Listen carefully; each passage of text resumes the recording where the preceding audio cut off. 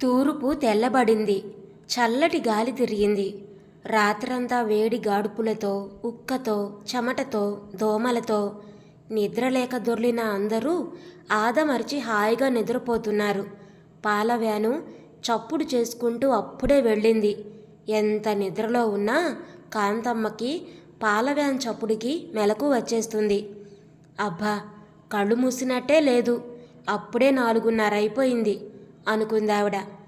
నాయనా ప్రసాదు, లేవరా, పాలొచ్చాయి, తెచ్చిపెట్టరా అంటూ కొడుకును పిలిచింది. ప్రసాదు నిద్రలోనే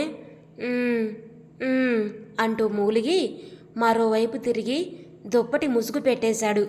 హాయిగా నిద్రలు పోతున్న పిల్లల్ని అంత తెల్లారే లేపి పంపడానికి కాంతమ్మకి అయ్యో పాపం అనిపిస్తుంది. పాపం, రాత్రంతా ఎవరికి నిద్రలు లేవు, ఉక్కతో దోమలతో. అయినా పాలు తెచ్చుకోకపోతే తెల్లారదు కదా కొంపలో. లేవరా బాబు, మళ్ళీ అయిపోతాయి. పాలు తెచ్చిచ్చి మళ్ళీ పడుకుందు కానిలే. వెళ్ళండ్రా నాయనా, రోజు మిమ్మల్ని మేలుకొలుపులు పాడలేను ఆవిడ ఆవలిస్తూ బద్ధకంగా అంది. అబ్బా, శంకర్ గారిని వెళ్ళమనమ్మా. ప్రసాదు మూలిగాడు. వాడి వారంగా అందే వాడు వెడతాడా? లేరా, చప్పున వెళ్ళిరా అందావిడ విసుగ్గా. ఏమిటి గోల అన్నట్లుగా నిద్దట్లోనే గట్టిగా మూలిగాడు వెంకట్రావు గారు. తండ్రి గొంతు వినగానే నిద్రమత్తు వదిలింది ప్రసాద్కి. దుప్పటి తీసి పారేసి విసురుగా మంచం కింద తల్లి రాత్రి పెట్టిన బ్యాగు, డబ్బులు తీసుకొని వెళ్ళాడు. రోజు ఈ గోల, వీళ్ళని బతిమాలుకునే కంటే పాలు తెచ్చిపెట్టే మనిషిని పెట్టుకుందాం అనుకుంది ఆవిడ ఎన్నోసార్లు. ఇంట్లో 2 మగపిల్లల్ని పెట్టుకొని మరో 10 రూపాయలు తగలేస్తావా? ఏ, ఆ మాత్రం పాలు తేలని సుకుమారులా నీ కొడుకులు? పిచ్చి వేషాలు వేయకుండా 2 చెరో రోజు వెళ్ళమను కసిరాడు వెంకట్రావు గారు. తండ్రి భయానికి 2 అన్నదమ్ములు నువ్వెళ్ళు అంటూ నువ్వెళ్ళు అంటూ తగులాడుకుంటూ ఆఖరికి ఒక్కొక్కరు ఒక్కో వారం తేవాలన్న నిర్ణయానికి వచ్చారు. ఆ 10 రూపాయలు ఉంటే 4 రోజుల కూర ఖర్చుకొస్తుంది, 4 పత్రికలు కొనుక్కోవచ్చు, ఓ సినిమాకి వెళ్ళొచ్చు అని లెక్కలు పెట్టుకోవలసిన మధ్యతరగతి సంసారం వారిది. 5 పిల్లలతో ఆ పట్టణంలో గుట్టుగా సంసారం సాగించాలంటే పెరుగుతున్న ధరల మధ్య ప్రతి ఇల్లాలికి తలకు మించిన బరువయ్యే లోవర్ మిడిల్ క్లాస్ సంసారం నడిపే సారథులు వెంకట్రావు, కాంతమ్మ దంపతులు. వెంకట్రావు 50వ పడిలో పడినాయన. లోవర్ డివిజన్ క్లర్కుగా చేరి ఇప్పుడు పబ్లిక్ వర్క్స్ డిపార్ట్మెంట్లో హెడ్ అసిస్టెంట్ స్థాయికి ఎదిగాడు. ఆయన ఉద్యోగంతో పాటు సంసారము ఎదిగింది, ఖర్చులు పెరిగాయి. 20-25 క్రితం 150 రూపాయలతో ఏ స్థాయిలో బతికారో ఇప్పుడు 700-800 తెచ్చుకుంటున్నా అంతకన్నా స్థాయి దిగిపోయింది. ఆ కాలం నాటి కోరికలు వేరు, ఇప్పటి అవసరాలు వేరు. ప్రతి వాళ్ళకి ఏ ఫ్యాను లేకుండా హాయిగా నిద్రలు పట్టేవి ఆనాడు అందరికీ. రేడియో అనేది ఎక్కడో చూడడం తప్ప అవసరం అనుకోలేదు ఆనాటి వాళ్ళు. చెప్పులన్నా లేకుండా నడిచిపోవడం నామూషి అనుకోలేదు ఆనాడు ఎవరు. ఫ్యాన్లు, రేడియోలు, గ్యాస్ స్టవ్లు, ప్రెషర్ కుక్కర్లు ఇప్పుడు లగ్జరీస్ కాకుండా నిత్యావసర వస్తువులైపోయాయి.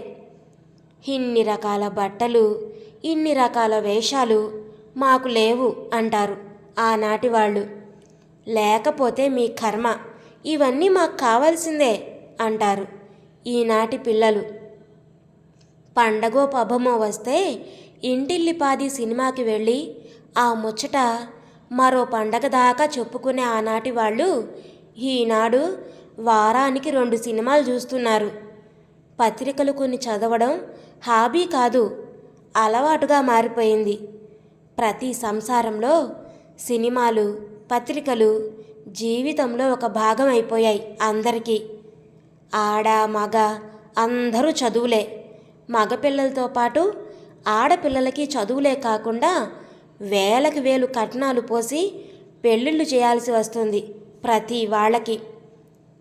ఈ పెరుగుతున్న ధరల మధ్య ఖర్చుల స్థాయిలో జీతాలు ఎదగక ఎంత తెచ్చుకున్నా చాలక ప్రతిరోజు రేపెలా గడుస్తుంది అని బెంగపెట్టుకునే వేలాది మధ్యతరగతి సంసారాల్లో వెంకట్రావు గారి సంసారం ఒకటి.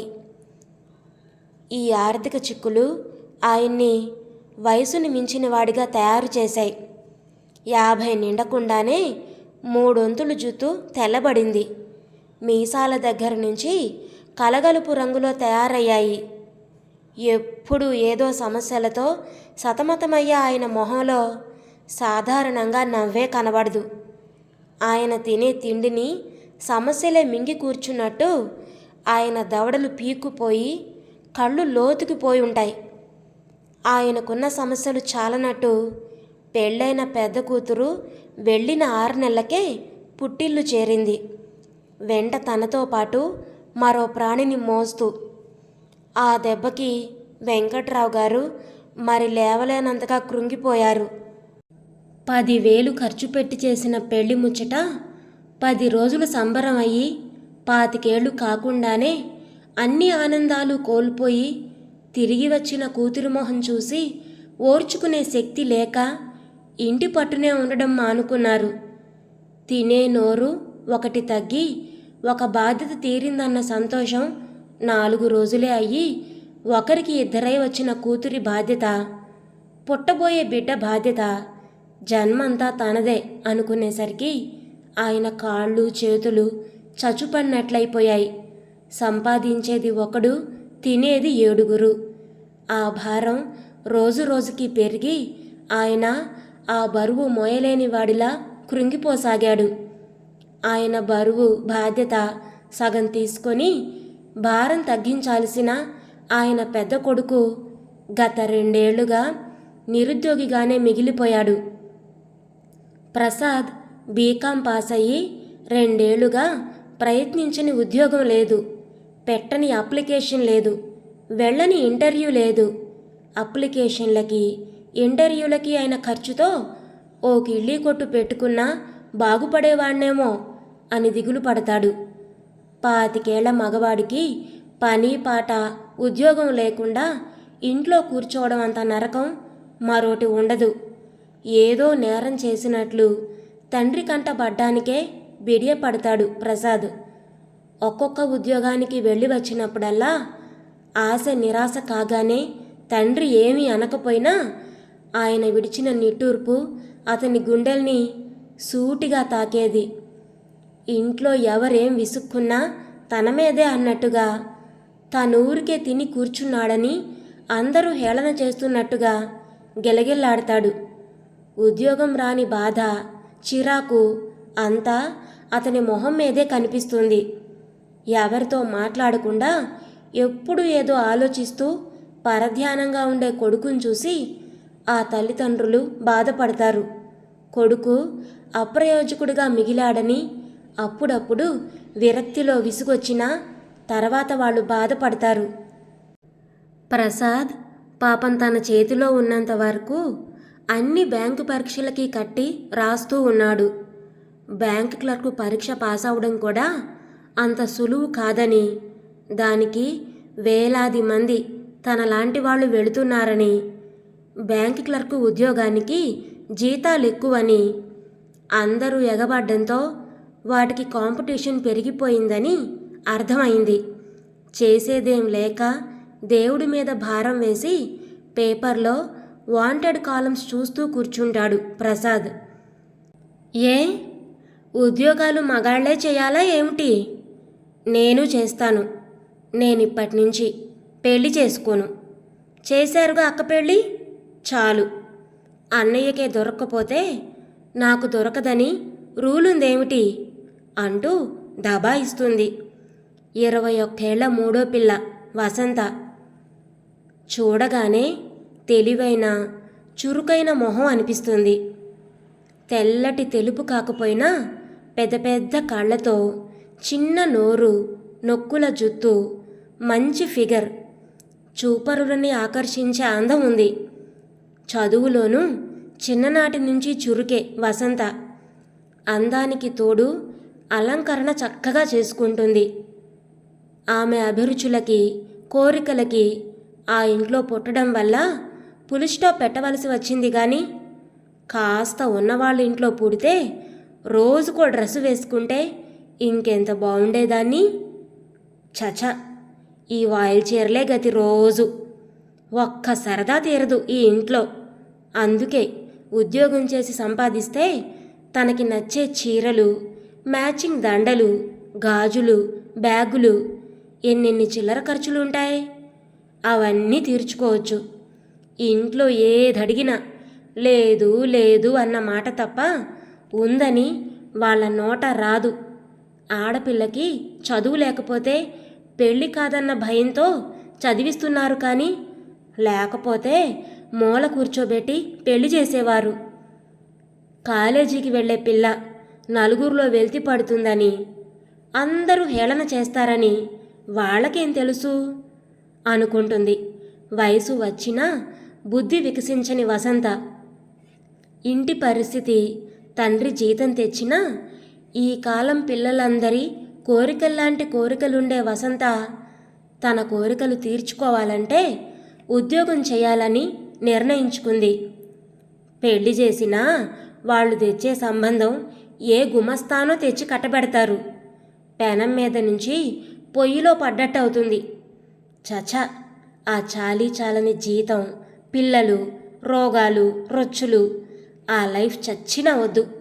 హాయిగా ఉద్యోగం చేసుకుంటుంది తను. ఆనకెప్పుడో నచ్చిన వాణ్ణి తనే చూసుకుంటుంది. ఏ, తనకేం తక్కువ? అందం ఉంది, డబ్బు లేదు, అది సంపాదిస్తుంది. అప్పుడు ఏ ఆఫీసరో తనని ఏరి కోరి. వసంత ఆలోచనలు అలా సాగిపోతూ ఉంటాయి.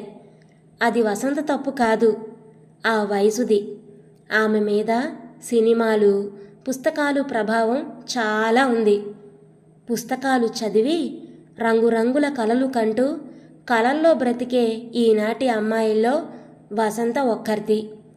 అందుకే ఇంట్లో దెబ్బలాడి బిఏ కాగానే పెళ్ళి వద్దంటూ టైపు, షార్ట్ హ్యాండు నేర్చుకొని ఉద్యోగం చేస్తానంటూ తయారైంది.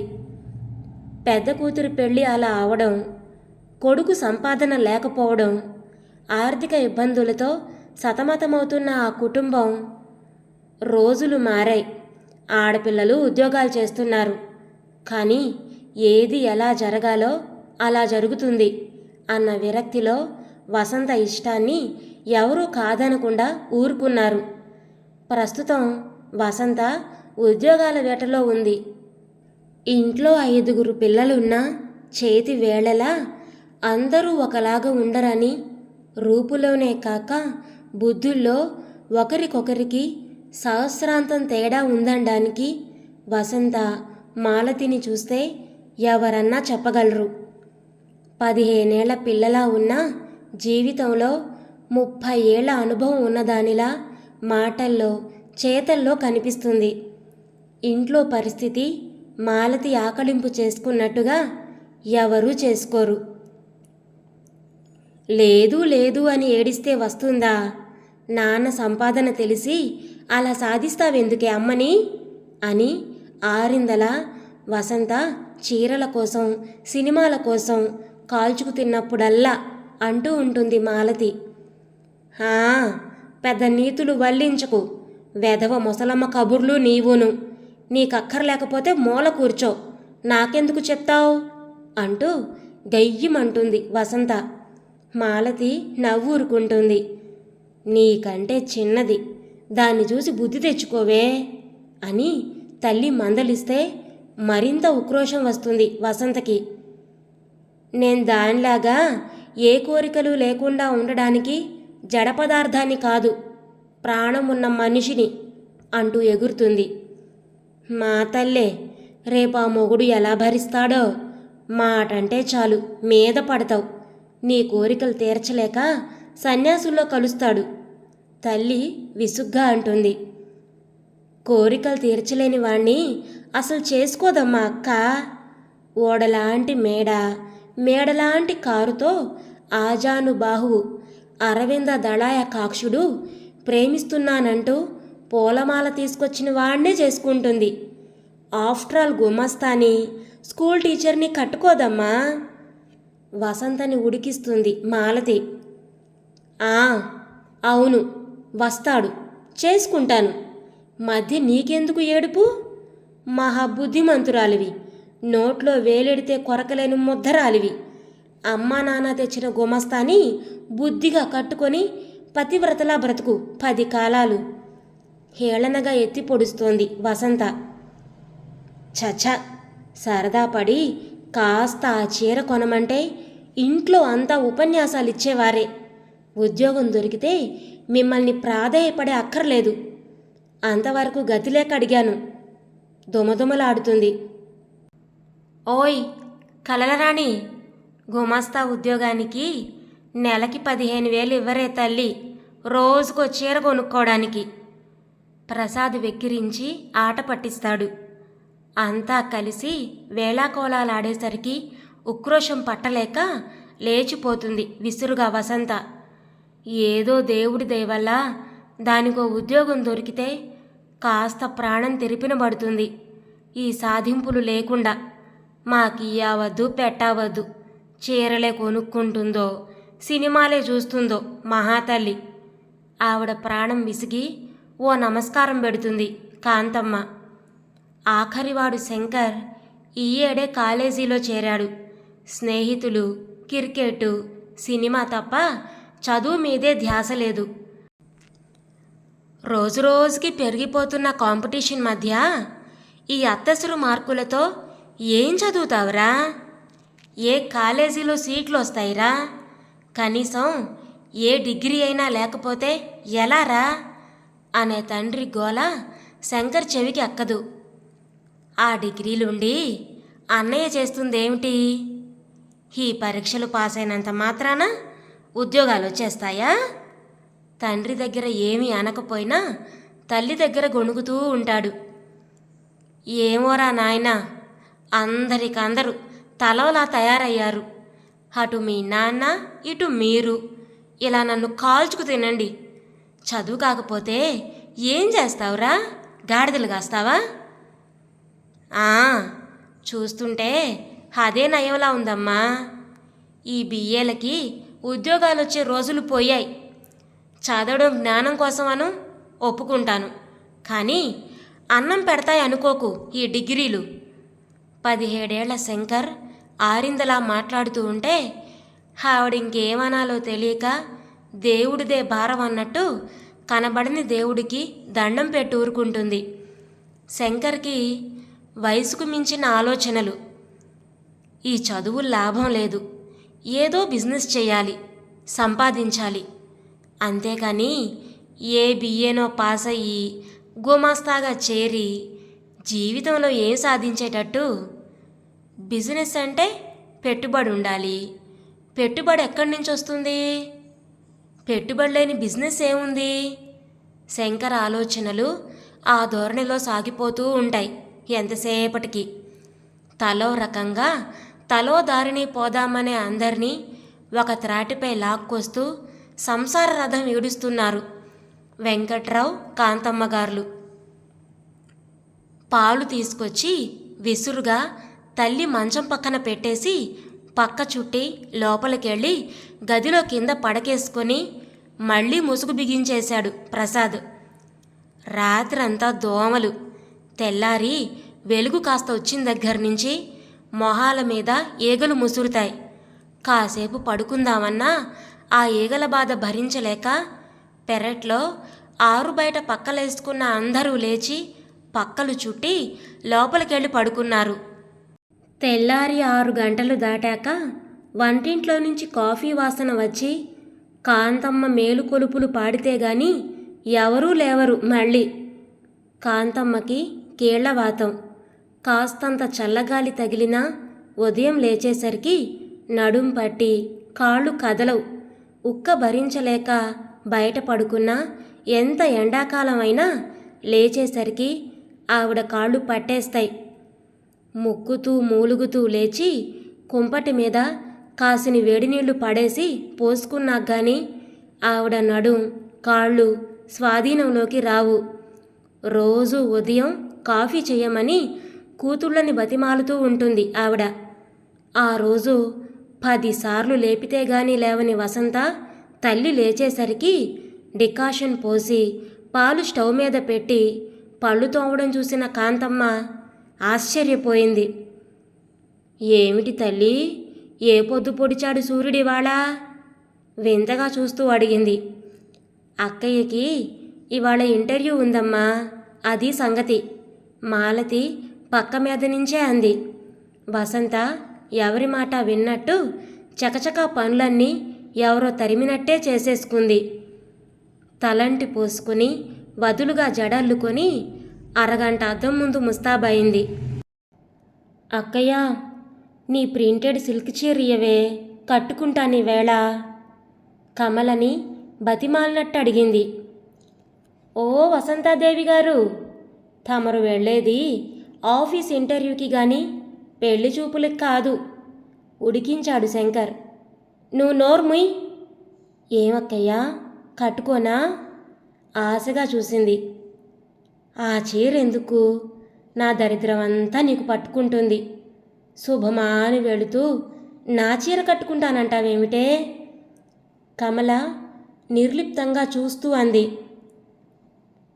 ఓహో, తమరి చీరలకు కూడా తమరి దురదృష్ట జాతకం అంటుకుందన్నమాట. అక్కయ్య, నీకెన్నిసార్లు చెప్పాలి ఇలాంటి అమ్మమ్మ మాటలు మాట్లాడొద్దని? లోకంలో ఇంకెవ్వరికి మొగుళ్ళు పోలేదా? పోయిన అందరూ భార్యల నష్టజాతకం వల్లే పోతారన్నమాట. 10 సార్లు నిన్ను నువ్వు కించపరుచుకుంటూ కుమిలి కుమిలి ఏడవడం, ఇదంతా పెద్ద పాతివ్రత్యం అనుకుంటున్నావేమిటి? నిజమే, నీకు రాకూడని కష్టం కలిగింది. అంత మాత్రాన నువ్వేదో పనికి మాలిన దానివి. నిన్ను చూస్తే అపశకునం, నీ చీర కట్టుకుంటే అశుభం. ఏమిటి మాటలు? చచ్చా, మన ఆడవాళ్ళు మనల్ని మనమే హీనపరుచుకుంటూ మగవాళ్ళు ఏదో చేశారని ఏడుస్తాం. నువ్విలా మాట్లాడావంటే నాకు తిక్క రేగుతుంది. ఏ నెలయింది, ఎన్నాళ్ళు ఏడ్చినా బావ రాడు. నిన్ను నువ్వు కుదుటపరుచుకొని చదువుకోవే అంటే ఊరికే ఆడవడం తప్ప ఏమీ చెయ్యవు. పైగా ఏదన్నా ఎవరైనా అంటే నాది దరిద్ర జాతకం, నా మొహం చూడకండి, నన్నిలా మూలపడి ఉండనియండి. చచ్చ, నీలాంటి వాళ్ళు ఈ శతాబ్దంలోనూ ఉన్నారంటే స్త్రీ జాతి సిగ్గుపడాల్సిందే. ఏమిటే నీ ఉపన్యాసాలు? దాని దుఃఖంలో అది ఉంటే నీ వాగుడేమిటి? కాంతమ్మ మందలించింది. దుఃఖంలో ఉంది కాదని ఎవరన్నారు? బావ యాక్సిడెంట్లో చచ్చిపోవడం దీని నేరంలా మాట్లాడుతుందేమిటి? ఆ దుఃఖాన్ని మళ్లించుకోవడానికి ఏదో చెయ్యాలి గాని తనని తాను తిట్టుకుంటే పోతుందా దుఃఖం? ఇంటర్ కట్టవే, చదువుకుందు గాని ఏదో ఒక ఉద్యోగం చేసుకోవచ్చు అంటే నాకెందుకు అంటుందేమిటి? మతిలేని మాటలు. దాని బరువు నువ్వేం మొయ్యవు గాని దాని సంగతి నీకెందుకు గాని నువ్వెళ్ళు తల్లి. అమ్మా, అదెవరికీ బరువు కాకూడదనే, దాని మంచి కోసమే చెప్తున్నాను. మీరు ఉన్నన్ని రోజులు జరుగుతుంది, తర్వాత దాన్ని ఎవరు చూస్తారు? ముందు సంగతి ఆలోచించరే? మీ కర్మ, నాకేం పోయింది? అక్కయ్య, ఆ చీరే కట్టుకు వెళతా, చూద్దాం శుభం జరుగుతుందో లేదో. అక్క పెట్టెలో నుంచి చీర తీసి కట్టుకుంది. తయారైంది వసంత. ఇంటర్వ్యూ 10:30 కంటే 9కే తయారైపోయింది. ఉదయం నుంచి ఒకటే గాబరాగా ఉంది. ఈ ఉద్యోగం ఒక పెద్ద ట్రావెలింగ్ ఏజెన్సీ మేనేజింగ్ డైరెక్టర్కి లేడీస్ స్టెనో పోస్టు. అప్లికేషన్ పెట్టిన దగ్గర నుంచి ఉద్యోగం వచ్చినట్టే కలలు కంటూ సంబరపడింది. ట్రావెలింగ్ ఏజెన్సీ మేనేజింగ్ డైరెక్టర్కి స్టెనో. స్మార్ట్గా ఉండేవాళ్ళని సెలెక్ట్ చేస్తారు. తను స్మార్ట్గా ఉంటుందని అందరూ అంటారు. ఈ ఉద్యోగం తనకి వస్తే ఉద్యోగం వస్తే ఏమేం కొనుక్కోవాలో, ఎలా డ్రెస్ చేసుకోవాలో, బాస్ని ఎలా ఇంప్రెస్ చేయాలో ఆలోచనలు అలా దొర్లిపోయాయి అప్లికేషన్ పెట్టిన దగ్గర నుంచి. ఒరే ప్రసాద్, వసంతని ఆ ఆఫీస్కి తీసుకెళ్ళు దగ్గరుండి, ఇంటర్వ్యూ ఉంది కాబోలు దానికి. వెంకట్రావు గారు ఆఫీస్కి వెళ్లే ముందు కొడుకుతో అన్నారు.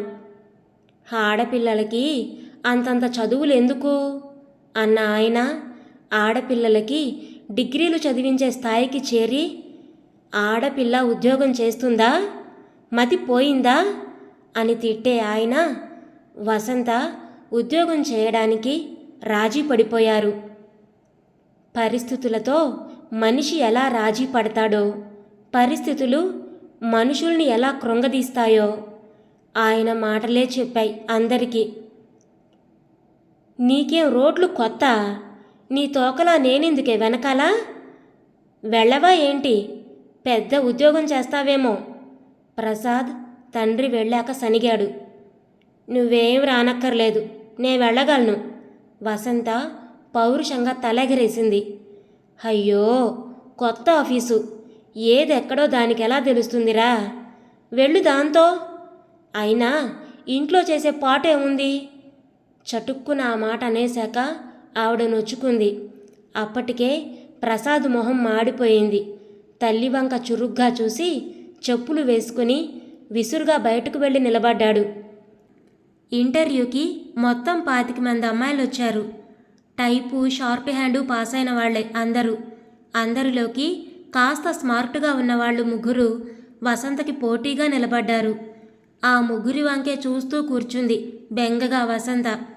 ఇంటర్వ్యూకి వచ్చే వరకు ఉన్న ఆత్మవిశ్వాసం కాస్త సడలిపోయింది. ఆమె మొహంలో దిగులు చూసి ఒక అమ్మాయి చనువుగా నవ్వుతూ అంది, మీకిది మొదటి ఇంటర్వ్యూనా అని. అవును, ఎందుకలా అడిగారు అంది వసంత కుతూహలంగా. ఇలాంటి ఇంటర్వ్యూలు ఎన్నో చూశాను, ఇప్పుడు అలవాటైపోయింది నాకు. నేను మొదటిసారి మీలాగే బెంగపడ్డాను రాదేమోనని. మీ మొహం చూస్తుంటే తెలిసిపోయింది మొదటిసారని. డోంట్ వర్రీ, మీకు ఈ ఉద్యోగం వస్తుందని నాకెందుకో అనిపిస్తుంది. మా అందరిలోకి మీరే స్మార్ట్గా ఉన్నారు. ఆ అమ్మాయి మాటలకి వసంత మొహంలో మళ్ళీ రంగు వచ్చింది. కళ్ళు సంతోషంగా నవ్వాయి. థ్యాంక్స్, మీ నోటి చలవ వల్ల వస్తే. ఈ ఉద్యోగం మీకంత అవసరమా? వసంత కట్టుకున్న చీర వంక చూస్తూ అడిగింది ఆ అమ్మాయి. అవసరం కాబట్టే వచ్చాను. ఒక్క చీర కొనుక్కుందామన్నా, ఒక సినిమాకి వెళ్ళాలన్నా, 4 రూపాయల గాజులు కొనాలన్నా ప్రతిదానికి అమ్మని నాన్నని వేధించి 10 సార్లు అడిగి అడిగి లేదనిపించుకొని అన్నింటికి అమ్మ నాన్న మీద ఆధారపడకుండా నా ఖర్చులకైనా సంపాదన ఉండాలని ఉద్యోగం చేయాలనుకుంటున్నాను. ఆ అమ్మాయి అదోలా నవ్వింది. మీరు చీరలకి సినిమాలకి అంటున్నారు.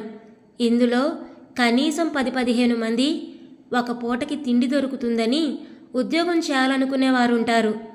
కానీ నిజంగా ఉద్యోగం అవసరం ఉండేవాళ్ళకి దొరకవు ఉద్యోగాలు. ఇంట్లో తిని కూర్చోలేక కాలక్షేపం అంటూ వచ్చే అమ్మాయిలకి, లేదా పెద్ద రికమెండేషన్లు తీసుకొచ్చిన వారికి, ఇంకా మాట్లాడితే భర్తల సంపాదన 1000 రూపాయలు దాటిన వాళ్లకే వస్తాయి. నాలాంటి పేదవారికి, రెక్కలే ఆధారంగా ఒక కుటుంబం ఆధారపడి ఉండేవారికి దొరకవు. ఉద్యోగాలు ఇచ్చేటప్పుడు టిప్ టాప్గా స్మార్ట్గా ముస్తాబైన వాళ్ళనే కోరుకుంటారు. ఆ మాత్రం ఆడంబరంగా తయారవగలిగిన వాళ్ళకి ఈ ఉద్యోగం ఎందుకన్నది ఎవరూ ఆలోచించరు. విరక్తిగా చూస్తూ అంది. వసంత గతుక్కుమంది. నిజమే, చుట్టూ ఉన్న 25 మంది అమ్మాయిల్లో 3/4 మంది నీరసంగా ఇసూరోమంటూ ఇంటర్వ్యూకి వచ్చిన అతి సామాన్యమైన చవక వాయిల్ చీరలతో వారి స్థితిగతులు మొహం మీదే తెలిసేటట్టున్నారు. వారి కళ్ళలో ప్రతిఫలించే నిరాశ నిస్పృహలు చూస్తుంటే ఈ ఉద్యోగం రాదని ముందే తెలిసినట్టున్నారు. వారు నిల్చున్న తీరులో వారు మోస్తున్న బ్రతుకు భారం స్పష్టంగా కనిపిస్తుంది.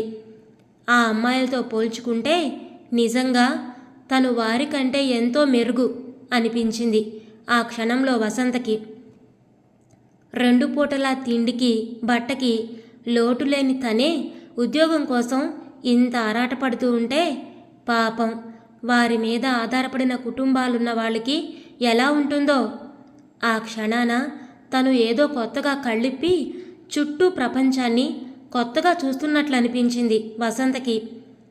తనతో మాట్లాడిన అమ్మాయి చాలా బీదగా దైన్యంగా కనిపిస్తుంది.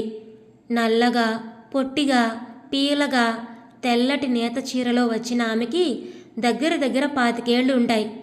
గిడసబారిన వంకాయలా ఎదుగు బొదుగు లేకుండా ఉండిపోయినట్టుగా ఉంది. పాపం ఆ అమ్మాయి ఇంటి పరిస్థితులేమిటో అంత విరక్తిగా మాట్లాడిందంటే జీవితంలో అప్పుడే విసిగి వేసారిందన్నమాట. నన్ను అడిగితే ఒక కుటుంబంలో 1000 రూపాయల సంపాదన పైన ఉన్నవారి కుటుంబ సభ్యులలో మరొకరికి ఉద్యోగం, అందులో ఆడపిల్లలకి ఇవ్వకూడదు అన్న రూలు పెడితే ఈ నిరుద్యోగ సమస్య సగమన్నా తగ్గుతుందేమో ఆవేశంగా అంది ఆ అమ్మాయి. అది న్యాయం కాదు. 1000 రూపాయలు ఈ రోజుల్లో ఏ మూలకి? అందులో సగమన్నా లేని సంసారాలని దృష్టిలో పెట్టుకొనే ఆ మాట అంటున్నాను వసంత గారు. ఇంట్లో భర్త 1000 రూపాయలు సంపాదిస్తూ ఉంటే భార్య ఉద్యోగం చేయకపోయినా ఆ కుటుంబం ఆర్థికంగా అవస్థ పడదు. అలాగే తండ్రి మంచి సంపాదనలో ఉంటే పెళ్లి కాని అమ్మాయిలు చేయడం అనవసరం. ఆడవాళ్ళకి ఉద్యోగాలు ఇచ్చేటప్పుడు ఆ ఇంట్లో మగవారి సంపాదన తెలిసి ఇవ్వాలని రూలు పెడితే నిజంగా ఉద్యోగాల అవసరం ఉండేవారికి కొన్ని ఉద్యోగాలు దొరుకుతాయి. ఏ కాలేజీలో చూడండి, ఏ పెద్ద పెద్ద ఆఫీసుల్లో చూడండి, పనిచేసే ఆడవాళ్లలో సగం మంది భర్తలు తండ్రులు పెద్ద హోదాల్లో ఉండేవారే. మాలాంటి అనామకులకి నిజంగా ఉద్యోగం లేకపోతే దినం వెళ్ళని వాళ్ళని పట్టించుకునేవారెవరు? భర్తలు సంపాదిస్తూ ఉండగా చీరలకి నగలకి ఉద్యోగం చేస్తూ ఇంకోరి పొట్ట కొట్టడం అన్యాయం కాదంటారా? ఆ అమ్మాయి చాలా ఆవేశంగా అంది. అలా అయితే స్త్రీ ఆర్థికంగా ఎన్ని యోగాలైనా మగవాడి మీదే ఆధారపడి బ్రతకాల్సి ఉంటుంది. ఇంక మనం ఏ ప్రగతి సాధించగలం? విదేశాలలో స్త్రీ పురుషులు ఇద్దరూ ఆర్థికంగా ఒకరి మీద ఒకరు ఆధారపడరు కనుకే అక్కడ పురోభివృద్ధి కనిపిస్తుంది. అక్కడి స్త్రీలలో ఆత్మవిశ్వాసం, పురుషుల అధికారానికి తలవొగ్గి బ్రతికే బానిస వైఖరి కనబడదు. ఆడవాళ్ళు ఉద్యోగాలు చేయకూడదంటే ఎన్నాళ్ళైనా మన బ్రతుకులు ఇలాగే ఉండవు. ఏం చెప్తావు అన్నట్టు వసంత ధీమాగా చూసింది. వాళ్ళిద్దరి మాటలు విని 4-5 అమ్మాయిలు చుట్టూ మూగారు. ఆత్మాభిమానం, పురోభివృద్ధి, ఆత్మగౌరవం అన్నీ ఆకలి తర్వాతే వసంత గారు. 2 పూటలా తిండికి నోచుకొని వాళ్ళకి అవన్నీ ఆలోచించే తీరికుండదు. విదేశాల్లో మాదిరి స్త్రీ పురుషులిద్దరూ ఉద్యోగాలు చేసినా సరిపోయేటన్ని లేవు. అక్కడి వారిలా పేపర్లమ్మి, పాల సీసాలు సప్లై చేసి, హోటళ్లు తుడిచి, కూరలమ్మి ఏ పని పడితే ఆ పని చేయడం ఆత్మగౌరవానికి భంగం అనే ఆలోచనలని అధిగమించలేని మనకి అన్ని ఉద్యోగాలు లేవు. ఉద్యోగాలంటే ఆఫీసులో చేసేవే అని అనుకునే స్థాయి నుంచి దాటే వరకు స్త్రీ పురుషులిద్దరూ ఉద్యోగాలకి ఎగబడితే ఈ నిరుద్యోగ సమస్య ఎన్నటికీ తీరదు. అంతవరకు మాలాంటి వారికి ఈ ఇక్కట్లు తొలగవు. నిరాశ నిస్పృహల మధ్య నిట్టూరుస్తూ అంది. వసంత, ఉద్యోగాలకి ఎగబడకపోతే అలాంటి పనులు మీరు చేయొచ్చుగా అని అనాలని అనుకునే లోపలే ప్యూను వసంత పేరు పిలిచాడు.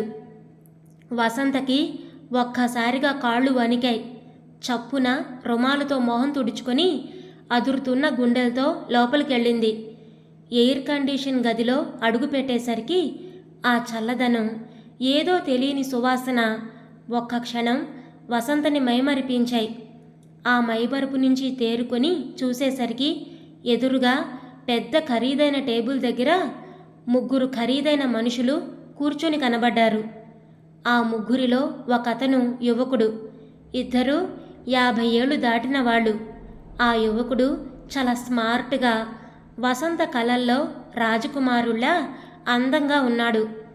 లేత నీలం షర్టు, ముదుర నీలం టై, ఖరీదైన ముదురు నీలం ప్యాంటు, నొక్కుల జుత్తు, చేతికి అతి ఖరీదైన వాచి. వసంత తేరుకొని చప్పున నమస్కారం పెట్టింది, ముగ్గురి వంక చూస్తూ. ఆ ముగ్గురిలో బాస్ ఎవరో వసంతకు అర్థం కాలేదు. అందులో ఒకతను వసంతని కూర్చోమని సర్టిఫికెట్ల కోసం చెయ్యి చాపాడు. ఇంకో ఆయన వసంత పేరు, క్వాలిఫికేషన్సు, టైప్ స్పీడు వగైరా ప్రశ్నలు అడిగారు ఇంగ్లీష్లో. కాలేజీలో చదివిన 4 ఏళ్ళు తనకి డియర్ ఫ్రెండ్ అయిన ఆంగ్లో ఇండియన్ అమ్మాయి సుసాన్ ధర్మమా అని ఫ్లూయెంట్గా ఇంగ్లీష్ మాట్లాడడం వచ్చినందుకు ఆ క్షణంలో ఆనందించింది వసంత. కావాలని వసంత సుసాన్తో ఇంగ్లీష్ మాట్లాడేది నేర్చుకోవాలని. అది ఇప్పుడు పనికొచ్చి తడుముకోకుండా జవాబులిచ్చింది. ఇంతసేపు ఆ యువకుడు వసంతనే పరిశీలిస్తున్నాడు. అతని వంక చూడకపోయినా అతని చూపులు వసంతని ఇబ్బంది పెట్టాయి. అతనొక్కసారి గొంతు సవరించుకొని, ఈ ఉద్యోగం చేయాలని మీరెందుకు అనుకుంటున్నారు? మీ ఆర్థిక పరిస్థితి వలన? మీ నాన్నగారు ఏం చేస్తారు? అడిగాడు. వసంత తలెత్తి ఒక్కసారి అతని వంక చూసి అతని చూపుల్ని ఎదుర్కోలేనట్టుగా తలదించుకుంది. ఒక్క క్షణం ఏం చెప్పాలో తెలియక తడబడింది. తమ లేమితనం చెప్పకుండా సరదాకి చేస్తున్నానంటే ఉద్యోగం ఇవ్వరేమో అనుకొని ఆ ప్రశ్నకి ఆ క్షణంలో జవాబు ఆలోచించే టైం లేక ఉన్నదున్నట్టు చెప్పేసింది. తండ్రి ఒక్కడి సంపాదన చాలకపోవడం, అన్నకి ఉద్యోగం లేకపోవడం, తనకిప్పట్లో పెళ్లి చేసుకునే ఉద్దేశం లేక ఉద్యోగం చేసి తండ్రికి సహాయపడాలని ఉందని చెప్పింది. ఐ సీ అన్నాడతను. సర్టిఫికెట్లు చూసి జాగ్రత్తగా కవర్లో పెట్టి అందించాడాయన. ఏదో కాగితం మీద నోటు చేసుకున్నాడాయన. సరే మిస్ వసంత, మీకు ఏ సంగతి 2-3 రోజుల్లో పోస్టు ద్వారా తెలియపరుస్తాం. ఇంకెళ్ళొచ్చు మీరు అన్నాడు. వసంత లేచి నమస్కారం చేసి తడబడుతున్న అడుగులతో బయటకొచ్చింది. ఇంటికొస్తుంటే ఆ ఉద్యోగం వచ్చేసినట్టే అనిపించి గాలిలో తేలినట్టు మనసు తేలిగ్గా సంతోషంగా అనిపించింది. ఆమె మొహంలో సంతోషం చూసి ప్రసాద్, ఏమిటి ఉద్యోగం ఇచ్చారా అన్నాడు ఆరాటంగా. 2-3 రోజుల్లో చెప్తామన్నారు అంది. నీ మొహం చూసి వెంటనే ఉద్యోగం ఇచ్చినట్లు చెప్పారేమో అనుకున్నాను అన్నాడు ప్రసాద్. వసంత అన్నగారి వంక ఒకసారి చూసి మూతి తిప్పి, నీకసలు కుళ్ళు, నాకు ఉద్యోగం వచ్చేస్తుందని. చూసుకో, ఈ ఉద్యోగం నాకు రాకపోతే ఉక్రోషంగా అంది. వస్తే మంచిదేగా, నా పాకెట్ మనీ నిన్నే అడుగుతూ ఉంటాను అన్నాడు నవ్వి. మరే, నీకోసమే ఉద్యోగం చేస్తున్నాను పాపం అంది. ఇంటికెడుతూ ఉంటే ఆ నల్లపిల్ల గుర్తుకొచ్చి, అరే పేరన్నా అడగలేదే, ఆ అమ్మాయికి చెప్పనన్నా చెప్పలేదే అనుకుంది. ప్రసాద్ వసంత ఇంటికొచ్చేసరికి కాంతమ్మ కమలని తీసుకొని ఆటో రిక్షా ఎక్కుతోంది. కమలకి నొప్పులు ఆరంభించాయి. ఉదయం నుంచి పీక్కుపోయిన ముఖంతో ఉన్న కూతుర్ని చూసి ఇవాళో రేపో కాన్పోతుందేమోనని అనుమానించింది కాంతమ్మ. వసంత వాళ్ళు అటు వెళ్ళగానే, అమ్మా నడువులో నొప్పొస్తుందమ్మా అంది కమల ఆందోళనగా. కాంతమ్మకి కాళ్ళు చేతులు ఆడలేదు. అయ్యో, నాన్నగారు అటు వెళ్ళారు, ప్రసాద్ అలా వెళ్ళాడు, శంకర్ మాలతి కాలేజీకి వెళ్ళారే, ఇంట్లో ఎవరూ లేరే అంటూ గాబరా పడిపోయింది. ఎన్ని నిమిషాలకు ఒకసారి నొప్పొస్తుందే అమ్మా, ఉండవే తల్లి, ఎవరినన్నా పంపి నాన్నగారికి ఫోన్ చేయిస్తాను అంటూ గాబరా పడి పరిగెత్తి 4 ఇళ్ల అవతల ఉన్న ఇంజనీర్ గారింట్లో నుంచి వెంకట్రావు గారికి ఫోన్ చేయించింది. ఆయన ఇంటికొచ్చి ఆసుపత్రికి వెళ్లే సన్నాహాలు పూర్తి చేసుకొని ఆటో ఎక్కేసరికి గంటన్నర గడిచింది.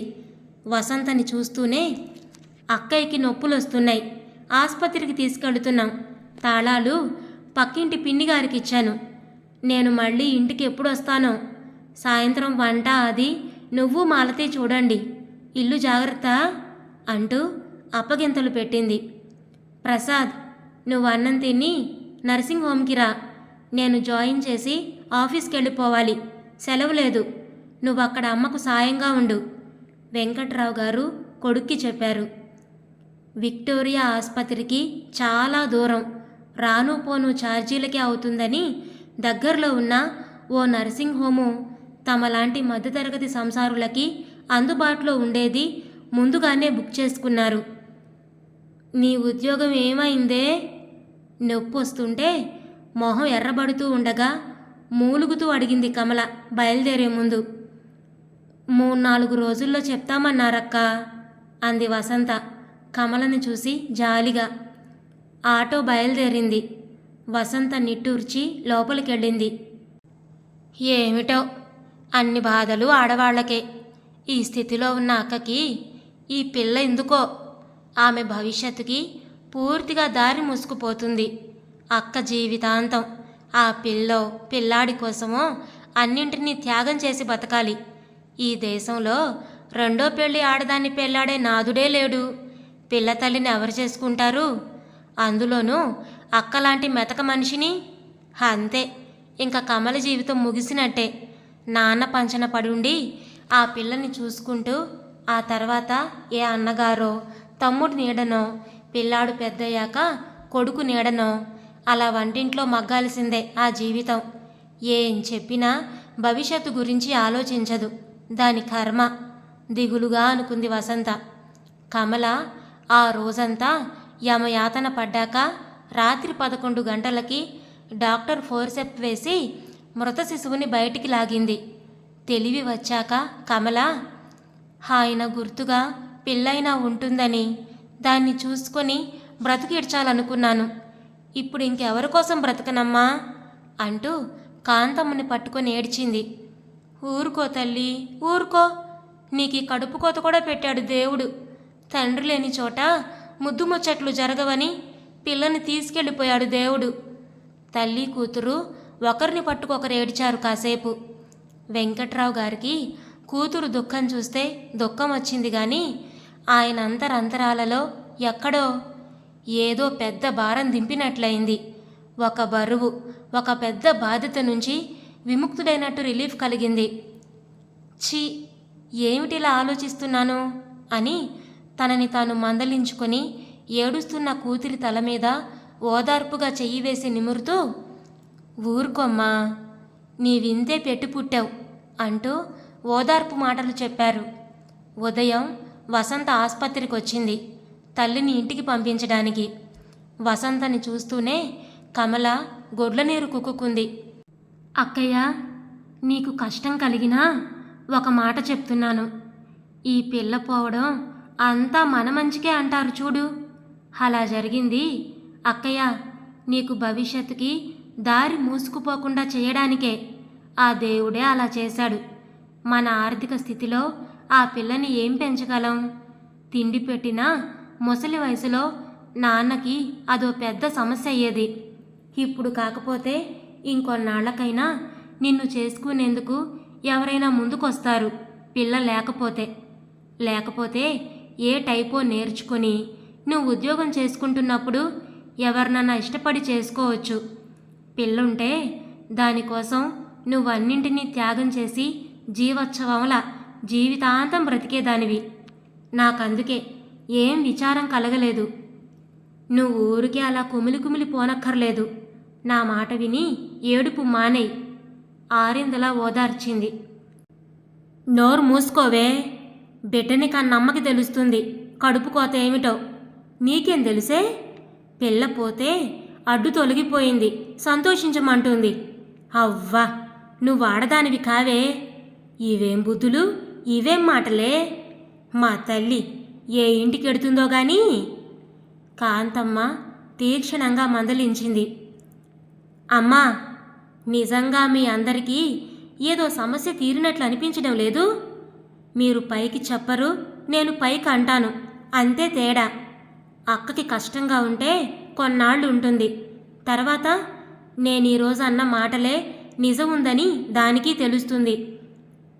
నోరు మూసుకొని వెర్రి మాటలు మాట్లాడకుండా కూర్చో.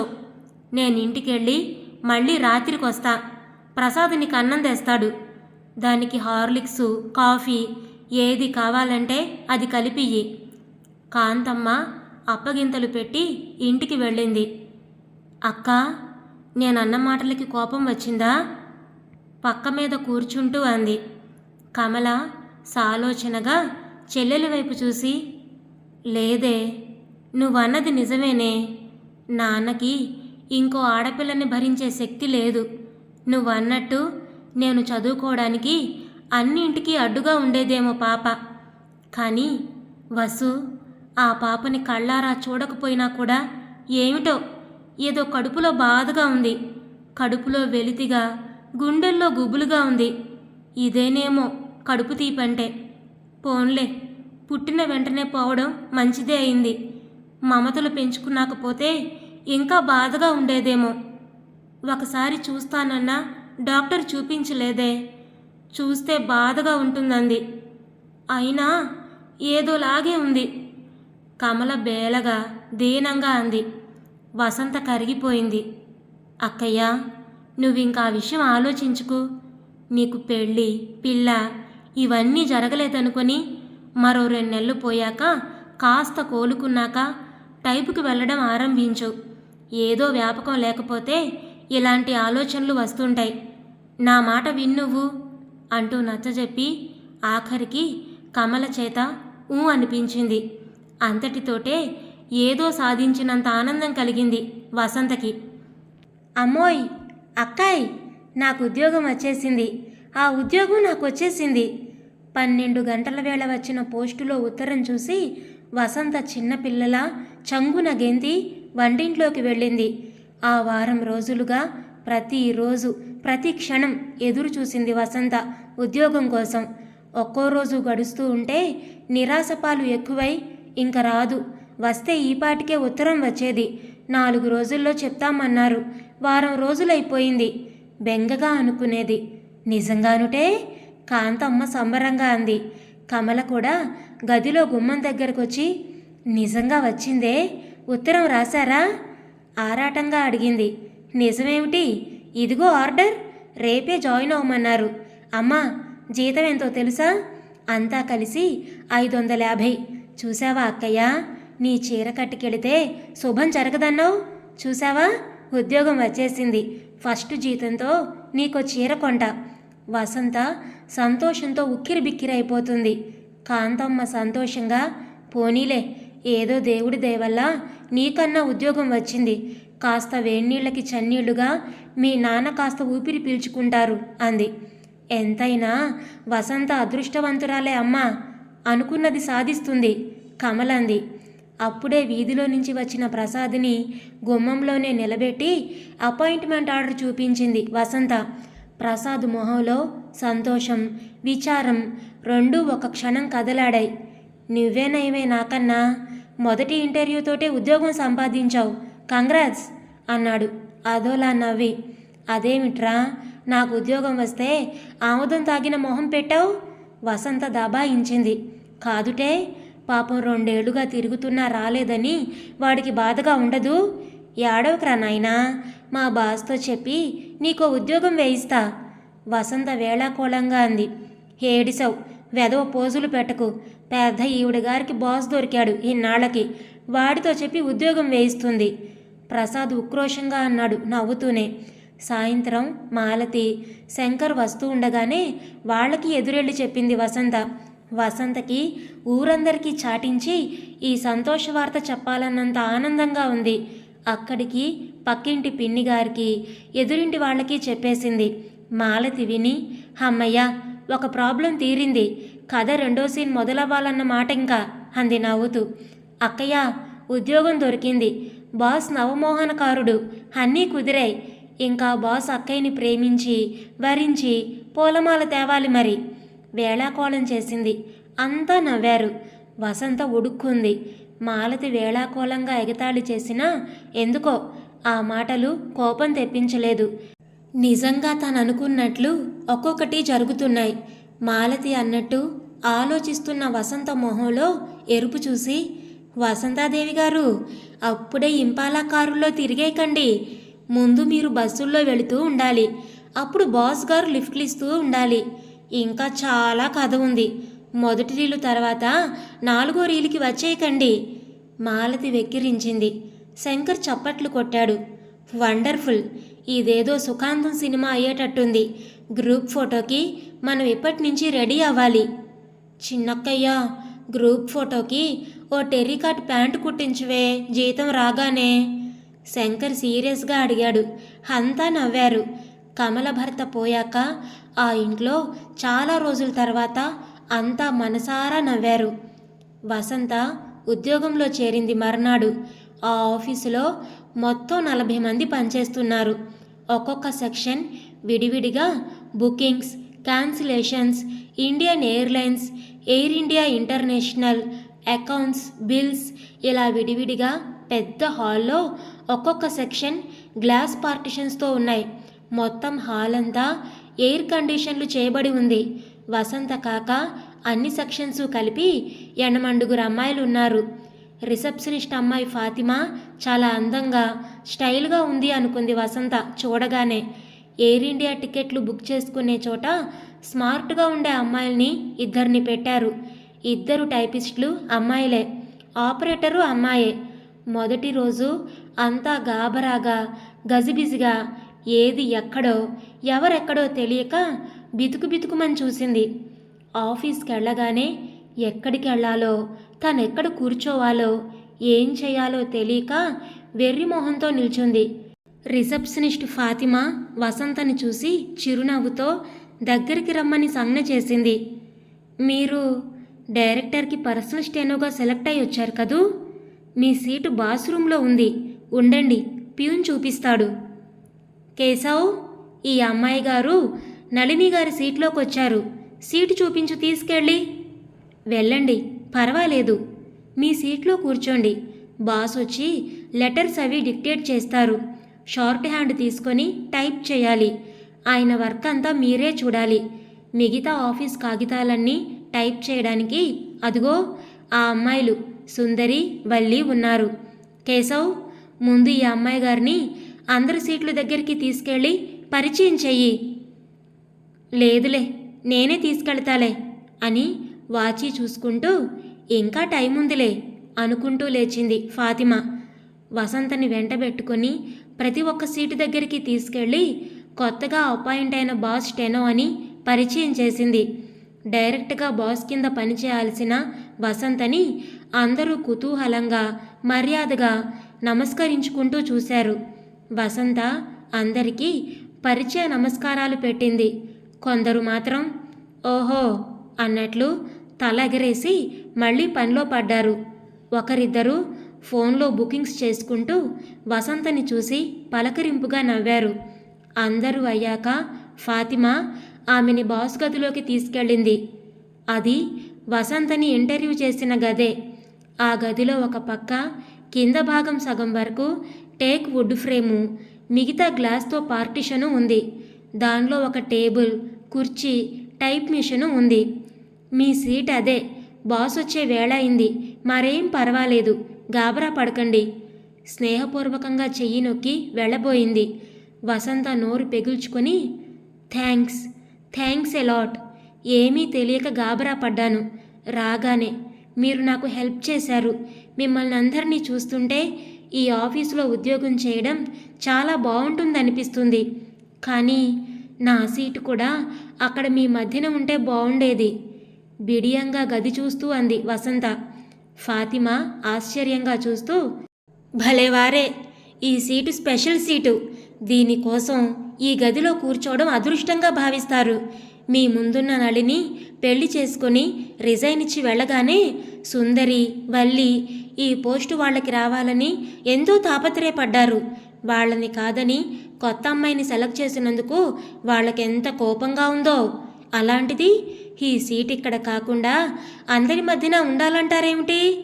బాస్కి పర్సనల్ స్టెనో అంటే బాసుల అధికారం చలాయించే సీట్ అండి బాబు అది. మై గాడ్, మీతో బాతాకాన్ని పెట్టుకుని కూర్చున్నానేమిటి? లంచ్ అవర్లో మాట్లాడుకుందాం. పరిగెత్తినట్టే వెళ్ళిపోయింది ఫాతిమా. అప్పటికి దడ తగ్గి వసంత తన సీటుకి వెళ్ళి కూర్చుంది. ఆ రోజు ఈ పార్టిషనే గమనించలేదు అనుకుంది. ఎయిర్ కండిషన్డ్ చల్లదనం అనుభవిస్తూ తనకి ఉద్యోగం రావడం ఎంత అదృష్టమో ఆలోచిస్తూ ఆనందిస్తూ కూర్చుంది. ఆఫీసులో అమ్మాయిలంతా స్మార్ట్గా డ్రెస్ అయ్యారు. తనకున్నవి 4 మంచి చీరలు. ఈ నెల ఎలాగో ఆ 4 చీరలు, అక్క చీరలు 3 మంచివి ఉన్నాయి. వాటితో గడిపితే జీతం తీసుకోగానే ముందు 4 చీరలు కొనుక్కోవాలి. Of organdie, 2 of American georgette లాంటి చీరలు 70-80లో వస్తాయి.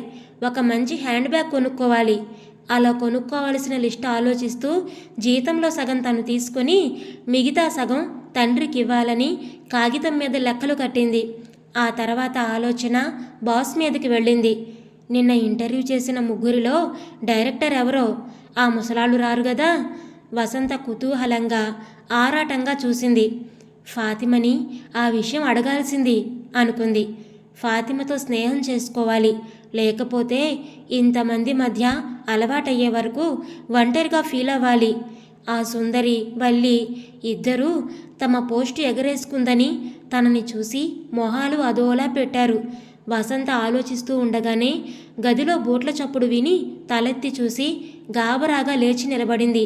నిన్నటి 3లో ఒక ఆయన, ఆ యువకుడిలో పోలికలున్నాయన లోపలికొచ్చాడు. సీట్లో కూర్చుంటూ వసంతని చూసి, గుడ్ మార్నింగ్, జాయిన్ అయ్యారన్నమాట ఇంగ్లీష్లో పలకరించాడు. ఆయన రాగానే గుడ్ మార్నింగ్ అనాలని తట్టనందుకు వసంత గాబరా పడి, గుడ్ మార్నింగ్ సార్ అంది తన కుర్చీలో నుంచి లేచి యువతలకు వస్తూ. ఈ సీట్లో పని గురించి మీకెవరైనా చెప్పారా? నా పర్సనల్ స్టెనో అంటే ఇక్కడ నేను డిక్టేట్ చేసే కాగితాలు, ఉత్తరాలు ఈ గది దాటి వెళ్ళకూడదు. ఈ విషయాలన్నీ సీక్రెట్గా ఉండాలి. నేను డిక్టేట్ చేసిన ఉత్తరాలు డిస్పాచ్ కూడా ఇక్కడి నుంచే జరగాలి. డిస్పాచింగ్ విషయాలు తెలియవేమో మీకు అంటూ ఆగి బెల్ నొక్కారాయన. ప్యూన్ రాగానే, డిస్పాచ్ క్లర్క్ మూర్తిని పిలువు ఓసారి అన్నాడు. మూర్తి అన్న అతను రాగానే, ఈ అమ్మాయి కొత్తగా నా స్టెనోగా చేరింది. ఉత్తరాలు డిస్పాచింగ్ వగైరా గురించి ఈ అమ్మాయికి 1-2 రోజులు దగ్గరుండి చూపండి. ఇంకా తెలియనివి ఉంటే ఆ టైపిస్ట్ అమ్మాయిల్ని కొంచెం చెప్పమనండి అన్నాడు. ఎస్ సార్ వినయంగా అని అతను వసంత వైపు తిరిగి, మీ ఉత్తరాలు టైపింగ్ అయ్యాక ప్యూన్తో చెప్తే వచ్చి చెప్తాను అన్నాడు. వసంత తలూపింది. 1-2 రోజులు కొత్తగా ఉంటుంది, అలవాటైపోతుంది.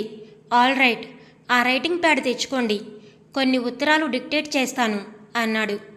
వసంత లెటర్ ప్యాడ్, పెన్సిల్ తెచ్చుకుంది. ప్లీజ్ బీ సీటెడ్ అన్నాడాయన. ఆయన మొత్తం 5 ఉత్తరాలు డిక్టేట్ చేశాడు. షార్ట్ హ్యాండ్ తీసుకున్నాక ఆయన చెప్పిన ప్రకారం ఎన్నేసి కాపీలు కావాలో టైప్ చేసింది వసంత. ఉత్తరాల్ని బట్టి ఆయన పేరు జీవన్ లాల్ అని అర్థమైంది. ఆ ఉత్తరాల్ని బట్టి బిజినెస్ ఉత్తరాలు, ఆయన బిజినెస్ తీరు కొద్దిగా అర్థమైంది.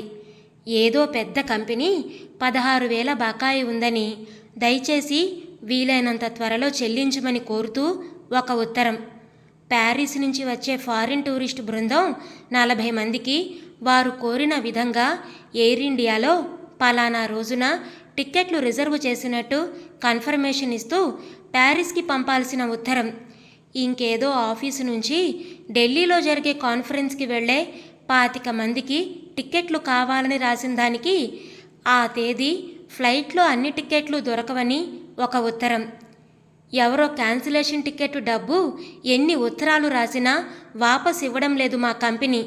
ఇక మీదట మీ ట్రావెల్ ఏజెన్సీతో మేము లావాదేవీలు పెట్టుకోమని ఘాటుగా రాసిన దానికి వినయంగా ఆ ఉత్తరానికి జవాబు చెక్కు అప్పుడే పంపామని రాసిన ఉత్తరం ఒకటి. ఇలాంటి ఉత్తరాలు బట్టి బిజినెస్ స్వరూపం కొంచెం అర్థమైంది. ఆఖర్న ఇన్కమ్ ట్యాక్స్ రిటర్న్ ఫైల్ చేయడానికి కొద్ది వ్యవధి కావాలని కోరుతూ ఇన్కమ్ ట్యాక్స్ కమిషనర్కు రాసింది. అన్ని ఉత్తరాలు వసంత టైప్ చేసేసరికి 1-1.5 పట్టింది. అవి తీసుకెళ్ళి ఆయన టేబుల్ మీద పెట్టింది. అంతవరకు ఆయన ఏవో కాగితాలు చూస్తూ, చుట్టూ ఉన్న 3 ఫోన్లు మోగుతూ ఉంటే జవాబిస్తూ, ఎవరెవరినో పిలిచి ఏదో చెప్తూ చాలా బిజీగా ఉన్నాడు. వసంత టైప్ చేసిన ఉత్తరాలు ఆయన చదివి సంతకాలు పెట్టాడు. ఆలోగా పోస్ట్ వచ్చింది. పోస్టులో వచ్చిన ఉత్తరాల్ని ఆయన చదివి ఇస్తే వాటికి జవాబులు వెళ్ళింది లేంది పాత ఫైల్స్లో ఆఫీస్ కాపీ చూసి నోట్ పుటప్ చేయడం. రొటీన్ ఉత్తరాలైతే ఆఫీస్ ఫైల్స్లో కరస్పాండెన్స్ చూసి జవాబు వసంత డ్రాఫ్ట్ చేసి పెడితే ఆయన సంతకం తీసుకొని టైప్ చేసి పంపడం. ఆయన ఉత్తరాలు చూసి ఇవ్వవలసిన జవాబులు డిక్టేట్ చేస్తే లంచ్ తర్వాత మిగతావి టైప్ చేసి సాయంత్రం పోస్టల్ పంపడం. రోజు వసంత చేయాల్సిన పని గురించి చెప్పాడు జీవన్లాల్. వసంతకి ఇప్పుడిప్పుడే పని అర్థం అవసాగింది. ఆయన చెప్పిన అన్నింటికీ తలాడించింది. పాత ఫైల్స్ ఎక్కడున్నాయో చూపాడాయన. ఉత్తరాలు డిక్టేట్ చేసి ఆయన లంచ్కి వెళ్ళిపోయాడు. వసంత మళ్ళీ టైప్ మెషిన్ ముందు కూర్చుంది. అదేమిటి, టిఫిన్ బ్రేక్ 1 గంట, రండి టిఫిన్ తిందాం. ఫాతిమా చనువుగా వచ్చి పిలిచింది. అక్కడ పనిచేసే ఉద్యోగుల కోసం చిన్న హాల్ ఉంది. దానిలో మ్యాగజైన్స్ చాలా ఉన్నాయి. అంతా లంచ్ తింటూ మ్యాగజైన్స్ చూస్తూ 1 గంట రిఫ్రెష్ అవుతారు. వసంత ఫాతిమతో అక్కడికి వెళ్ళేసరికి అంతా గుంపులు గుంపులుగా చేరి మాట్లాడుకుంటూ ఇంటి నుంచి తెచ్చిన టిఫిన్ బాక్సులు తెరుచుకొని టిఫిన్లు తింటున్నారు. ఏ 10 మందో తప్ప మిగతా అంతా ఇంటి నుంచి తెచ్చుకున్నారు. బ్యాచులర్ కుర్రాళ్ళు మాత్రం పియూన్ చేత పక్కనున్న హోటల్ నుంచి కాఫీ టిఫిను ఏదో తెప్పించుకొని తింటున్నారు.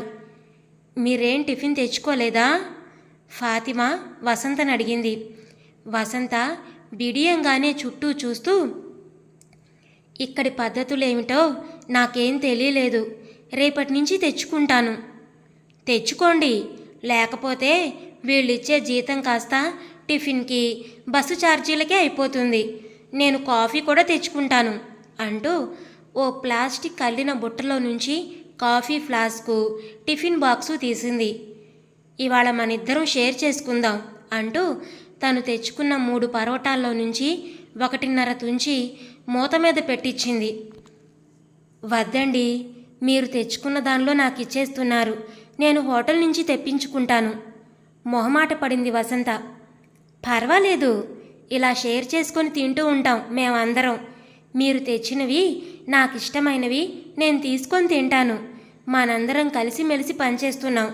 ఒకరోజు నేను తీసుకురాకపోతే మీరు పెట్టరా అంటూ చనువుగా భుజం తట్టిచ్చింది. నాకు మీ తెలుగు వాళ్ళ టిఫిన్లంటే చాలా ఇష్టం. మీ దోశ ఇడ్లీ ఉప్పుడు పిండి మినపరొట్టె భలే ఇష్టం. నళిని పెడుతూ ఉండేది. మీరవి తెచ్చారంటే అంతా లాక్కుంటాను అంది. తప్పకుండా రోజు ఒకటి తెస్తాను అంది నవ్వుతూ. చుట్టూ అంతా కొత్తగా వచ్చిన వసంతని కుతూహలంగా చూశారు. కొంతమంది దగ్గరగా వచ్చి మాట కలిపారు. అంతా సరదాగా నవ్వుతూ మాట్లాడుకుంటూ తిన్నారు. కాసేపు సోఫాల్లో వాలి పుస్తకాలు తిరిగేసి టైం కాగానే సీట్లలోకి వెళ్ళారు. వసంతకి ఆ వాతావరణం అంతా చాలా నచ్చింది. అంతా ఫ్రెండ్లీగా ఉన్నారు. తన అదృష్టం కొద్దీ మంచి ఉద్యోగం దొరికింది అని సంతోషించింది. వసంతకి ఒక్కటే కాస్త నిరుత్సాహం అనిపించింది. బాసీ ముసలాయన కాకుండా ఆ యువకుడైతే ఎంత బాగుండును అనిపించింది. అతను ఇంటర్వ్యూలో ఉన్నాడు, మరి ఈయన కొడుకే కదా, ఆఫీస్కి అతను రాడా? ఆ సందేహం ఫాతిమాని అడగాలి అనుకునే లోపలే టైం అయిపోయింది. సాయంత్రం బస్సుకి వెళ్ళినప్పుడు అడగాలనుకుంది. సాయంత్రం ఫాతిమా చెప్పిన విషయం వినగానే వసంత మనసు గాలిలో తేలిపోయినట్లయింది.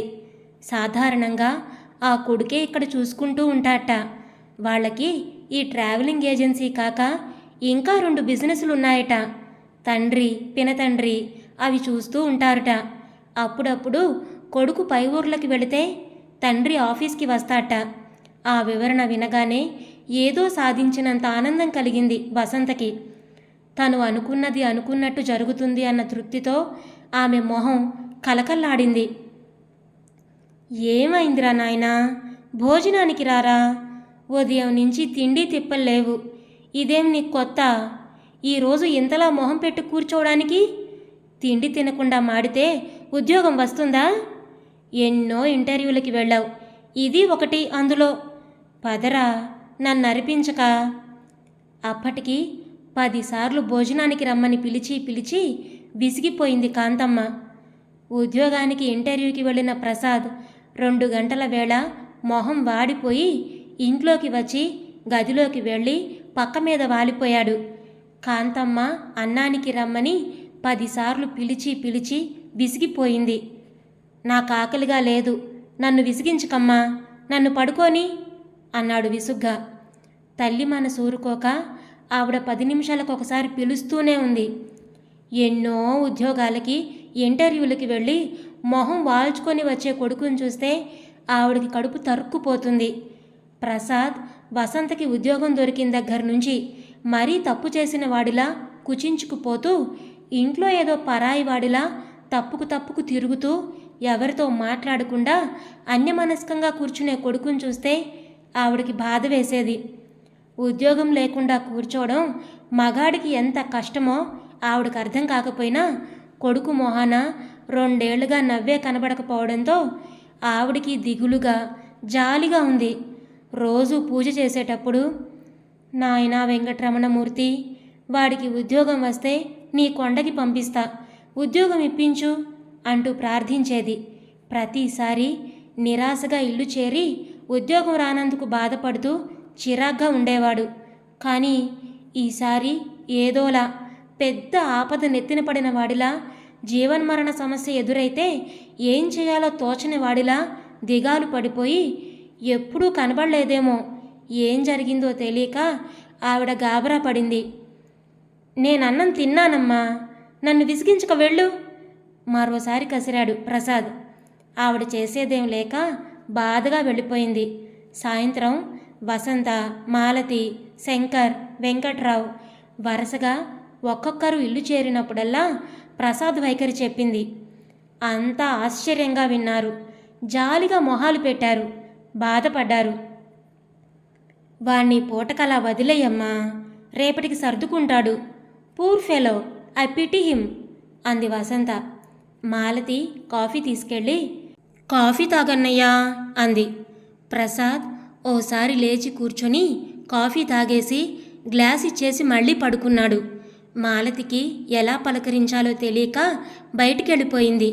ఆఖరికి 6 గంటలకి వెంకట్రావు గారు వచ్చాక ఆవిడ మళ్ళీ సోది చెప్పుకొచ్చింది. ఆయన నిట్టూర్చారు భారంగా. ఎవడికన్నా విరక్తి పుడుతుంది ఈ పరిస్థితుల్లో. చూడాలి, ఏం చేయాలో తోచడం లేదు, ఏదో ఒకటి చేయడానికి లేక వాడు పిచ్చెక్కుతున్నాడు అన్నాడు. అది సరే, ముందేం జరిగిందో కనుక్కోండి కాస్త ఆదుర్దాగా అంది. ఏం జరగడానికి ఏముందే, ఉద్యోగం రాలేదు, బాధపడుతున్నాడు అంటూనే అయిష్టంగా ప్రసాద్ అని పిలిచాడు. 2 సార్లు పిలిచాక సావిట్లోకి వచ్చాడు ప్రసాద్ నెమ్మదిగా. ఏమైంది ఇంటర్వ్యూ? ఈసారి సెలెక్ట్ కాలేదా?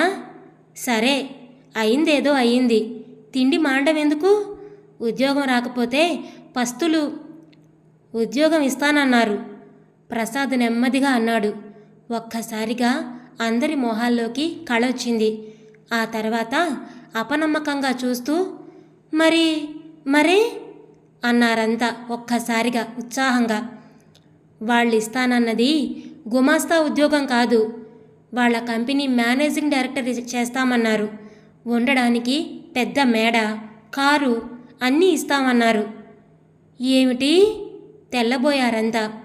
ప్రసాద్కి కానీ ఉద్యోగం రాలేదని మతి చలించిందా అన్నట్టు అప్రతిభులే చూశారందరూ. ప్రసాద్, ఏమిటి మాట్లాడుతున్నావు? వెంకట్రావు గారు అందరికంటే ముందుగా తేరుకొని అడిగారు. అవును, ఇంకా 50,000 క్యాష్ ఇస్తామన్నారు.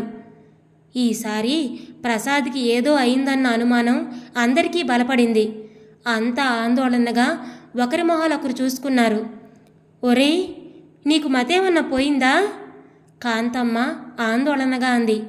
ప్రసాద్ అందరి వంక స్థిరంగా చూశాడు. నాకేం మతిపోలేదు, బుర్రా చల్లేదు, తిన్నగా వినండి. ఆ కంపెనీ ప్రొప్రైటర్ నారాయణమూర్తి గారు నన్ను కంపెనీకి మేనేజింగ్ డైరెక్టర్ చేస్తామన్నారు. ఇల్లు, కారు, క్యాషు అంతా ఇస్తారు. కానీ ఒక షరతు మీద. వాళ్ళ అమ్మాయిని పెళ్లాడాలన్నారు. ప్రసాద్ మాటలు ఉగ్గబట్టి వింటున్న అంతా ఒక్కసారి తేలిగ్గా నిట్టూర్చారు. అంతే కదా, దానికే ఉంది. అంత లక్షాధికారులు, అంత బిజినెస్ ఉన్నవాళ్ళు నీకు పిలిచి పిల్లనిచ్చి హోదా, ఉద్యోగం, డబ్బు ఇస్తామంటే కొంప మునిగినట్లు మాట్లాడతావేరా? కాంతమ్మ అంది ఆనందంగా. ఆగు! వెంకట్రావు గారు అసహనంగా కాంతమ్మని వారించి, అంత లక్షాధికారులు, మేడలు, కార్లు, డబ్బులు అన్నీ ఇవ్వగలిగిన వాళ్ళకి నీ వంటి మంచి అల్లుడు దొరకలేదా? ఓ గుమాస్తా కొడుక్కి బీకాం చదివి ఉద్యోగం చేసుకోవాలనుకునే మనలాంటి సామాన్యులకి పిల్లనెందుకు ఇస్తానన్నారు?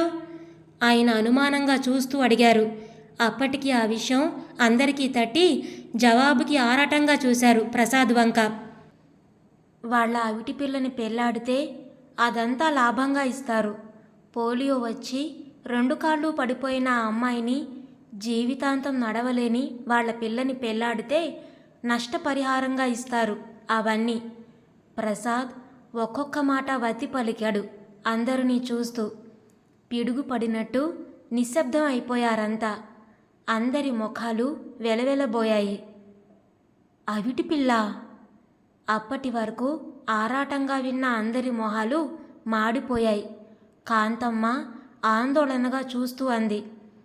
అంటే అన్నీ ఉన్న వాళ్ళెవరూ చేసుకోరని, ఇలా మనలాంటి వాళ్ళైతే ఒప్పుకుంటారని ఉద్యోగం, డబ్బు అన్నీ ఇచ్చి చేద్దామనుకున్నారన్నమాట.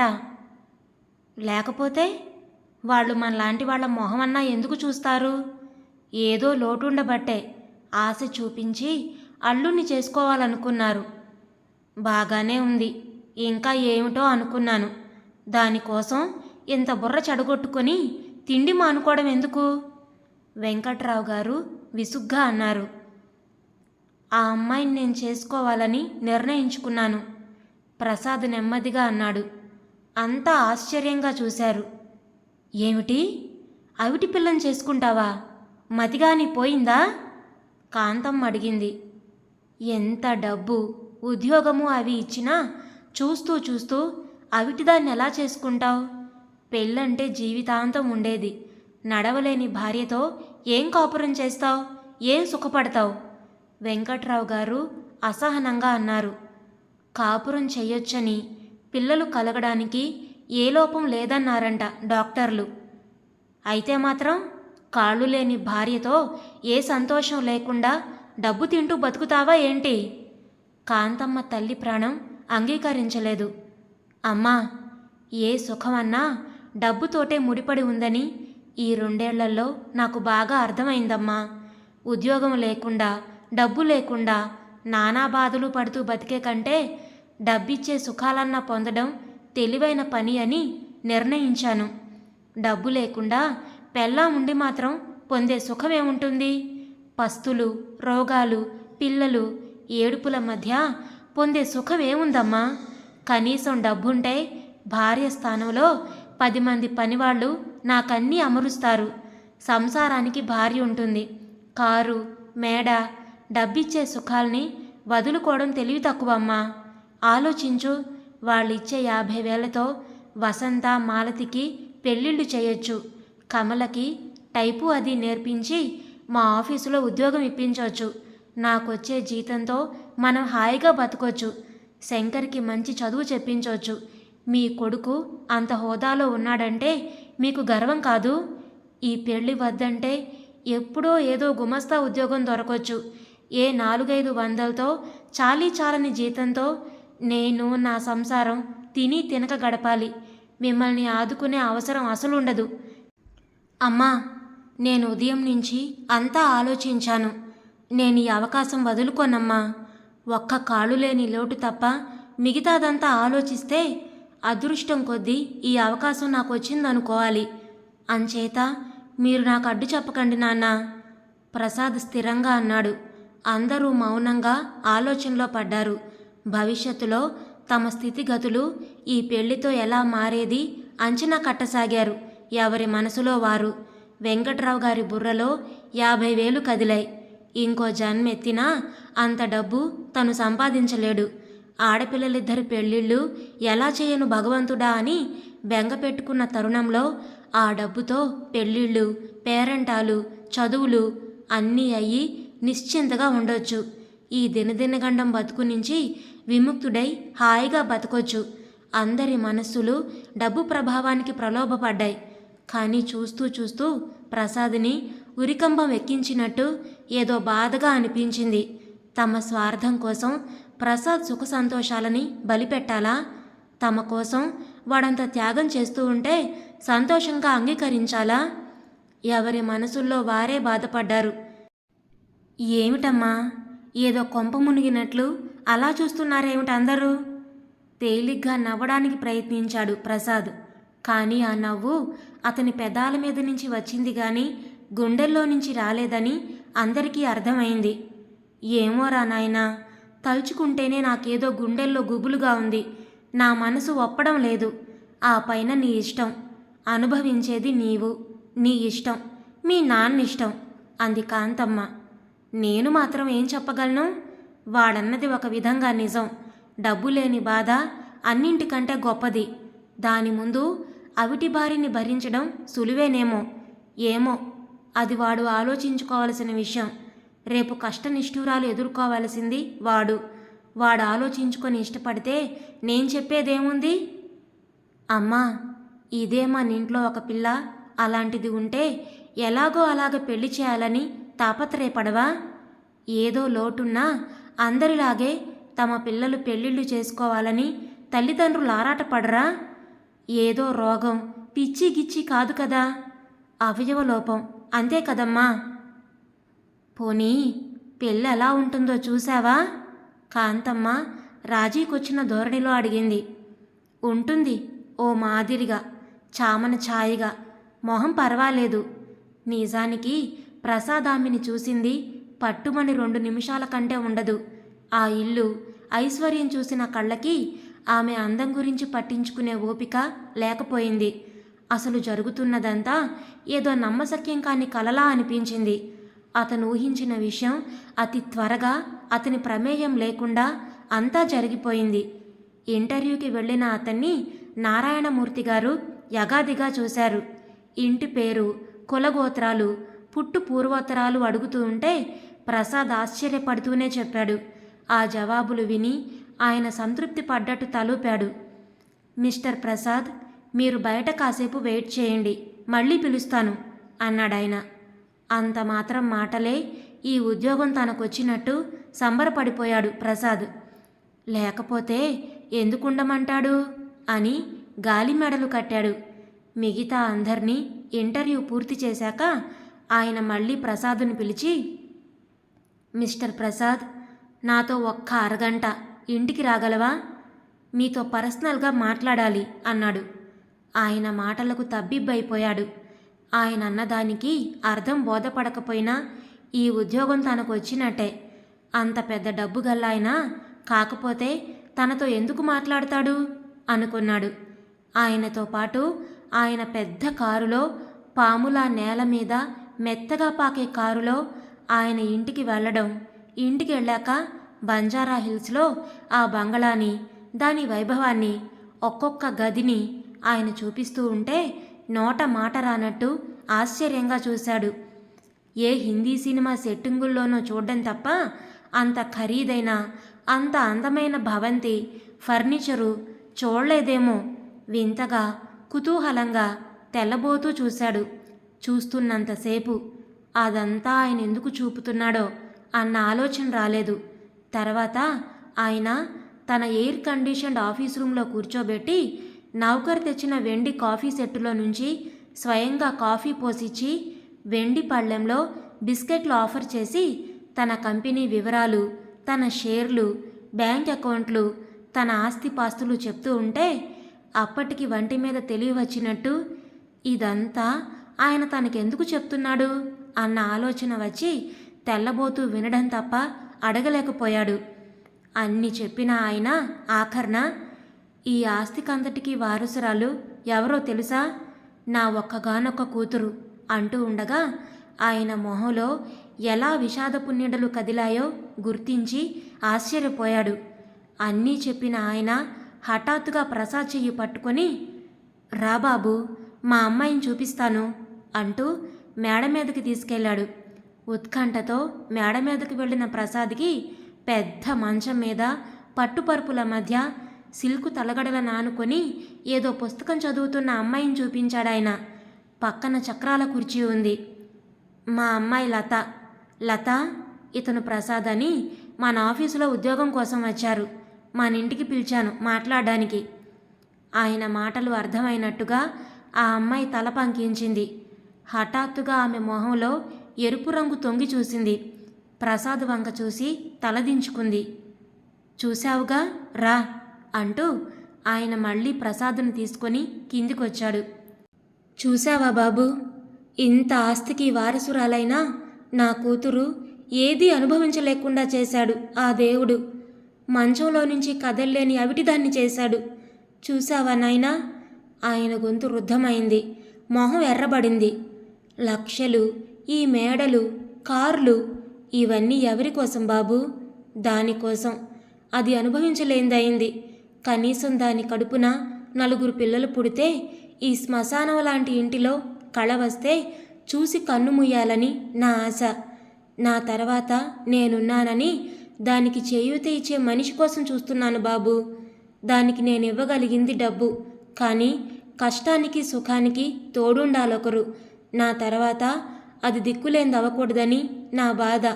అందుకే దానికి పెళ్లి చేయాలని కోరిక. చూడు బాబు ప్రసాద్, ఇదంతా నీతో ఎందుకు చెప్తున్నానో నీకు ఈ పాటికి అర్థమై ఉండాలి. బాబు, ఈ ఆస్తి, ఈ లక్షలు, ఈ కార్లు, ఈ షేర్లు అన్నీ కానుకగా తీసుకొని నా కూతురికి నీ చేయి ఆసరాగా అందించగలవా? ఆయన అంత పెద్ద ధనవంతుడు. అంత ఆస్తి అంతస్తు ఉన్నాయన ఏమీ లేని బికారిలా ప్రసాద్ ముందు దోసిలి ఒగ్గి నిలబడ్డాడు. అసలే అనుకోని విధంగా జరిగిన ఈ సంఘటనకి బిత్తరపోయిన ప్రసాద్ ఆయన అలా దీనంగా దైన్యంగా అడిగిన ఆ తీరుకి విచలితుడై జవాబు ఏం చెప్పాలో తెలియక తడబడిపోయి నేను అన్నాడు. ఆలోచించుకో బాబు, తొందర ఏం లేదు. మీ ఇంట్లో వాళ్ళతో కూడా చెప్పి ఆలోచించి చెప్పు. నన్నే ఎందుకు మీరు అడిగారు? ఇంకెవ్వరు? చాలామందిని చూస్తున్నాను నాయనా. నాకు నచ్చిన వాళ్ళు కనబడితే వాళ్ళు ఇష్టపడక ఇలా కాలం జరిగిపోతుంది. ఉద్యోగం కోసం వచ్చిన వాళ్ళలో బుద్ధిమంతులు, మంచి కుటుంబం నుంచి వచ్చిన సత్ప్రవర్తన, నీతి నిజాయితీగా ఉండగలరు అనుకున్న వాళ్ళని చూసి అడిగాను. బాబు, నా లక్షలన్నీ ఇస్తానన్నా కొందరు అంగీకరించలేదు. నీకిష్టమైతే ఆలోచించి చెప్పు బాబు. ఈ ఇల్లు, వాకిలి, నా బిజినెస్సు అన్నింటితో పాటు దాన్ని నీ చేతిలో పెట్టి నిశ్చింతగా నిట్టూరుస్తాను. ఒక్కగానొక్క కూతురు బతుకు ఇలా అయిందని మంచం పట్టి బెంగతో చచ్చిపోయింది నా భార్య. నేను జీవోత్సవంలా నా కూతురు కోసం, నా ఆసరా లేకపోతే బతకలేని దానికోసం బతుకుతున్నాను. మీ అమ్మాయికి ముందు నుంచి ఇలాగే లేదు బాబు.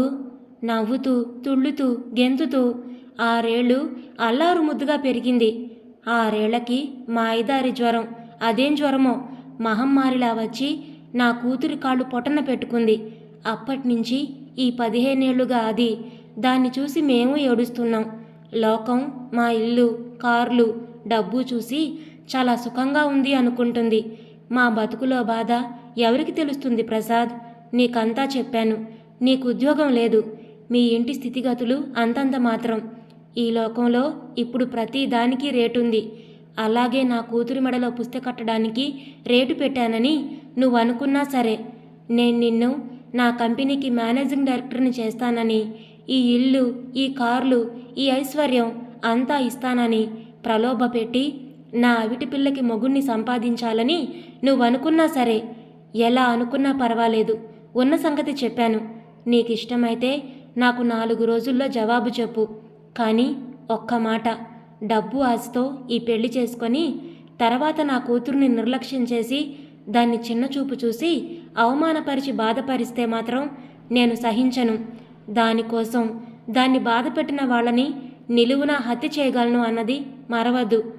నిజాయితీగా నిండు మనసుతో దాన్ని భారీగా చూడగలను అనుకుంటేనే ముందుకు రా, లేదంటే ఈ విషయం మర్చిపో అంటూ ఆయన వాచి చూసుకొని ప్రసాద్తో చెయ్యి కలిపి, నే ఇంకా ఓ మీటింగ్కి వెళ్ళాలి, నువ్వు వెళ్ళి ఏ సంగతి చెప్పు అంటూ ప్రసాద్ని వదలమని డ్రైవర్కి చెప్పి ఆయన ఇంకో కారులో వెళ్ళిపోయాడు.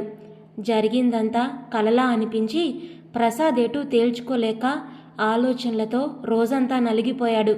కళ్ల ముందు కనిపించే ఆ ఐశ్వర్యం, ఆ భోగ భాగ్యాలు అతన్ని ప్రలోభంలో పడేశాయి.